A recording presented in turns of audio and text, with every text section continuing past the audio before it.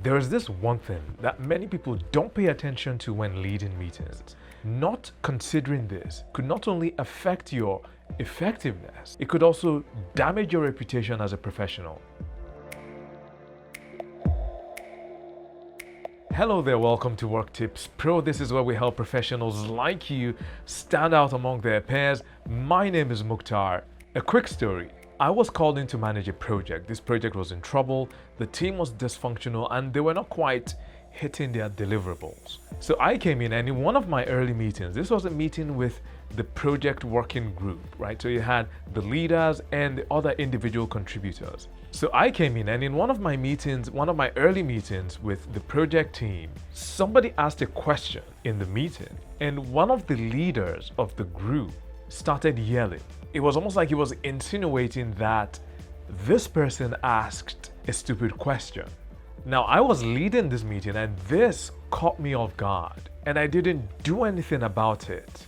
Plus, I was still new, I was still trying to understand the dynamics of the team. And I remember after that meeting, I felt really awful because this happened on my watch. And this is the mistake that many people make when leading meetings, is that they easily relinquish their power as the chair or the leader of a meeting. When you call for a meeting and people accept, there is an implicit understanding that you are the leader of that activity.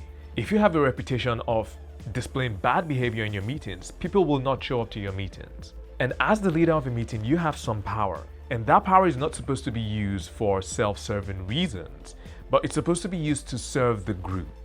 So when people display behaviors that could undermine the group, you need to wield that power to prevent that from happening. And when you don't do that, when you don't wield that power, when you don't assert yourself, you're not being nice.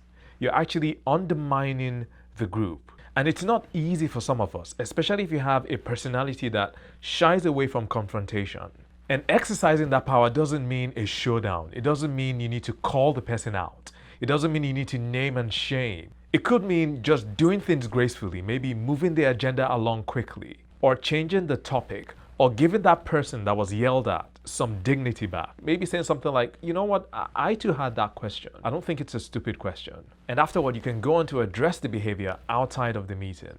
So going back to the story, I discussed with the person who did the yelling outside of the meeting, and I found out that this person has a volatile personality. So what I did is that I set reminders for myself before every meeting that I went into to remind myself that this person will be there. So I needed to be on the top of my game with this person. So remember not to leave a power vacuum in your meetings. If you do, someone else might step in and undermine the group. So you want to use your power to serve the best interests of the group. If you want to learn some other common mistakes that people make in meetings and how to deal with them, click on the playlist to the left of this video if you're watching this on YouTube. Don't forget to give this video a thumbs up. Don't forget to subscribe. See you in the next video.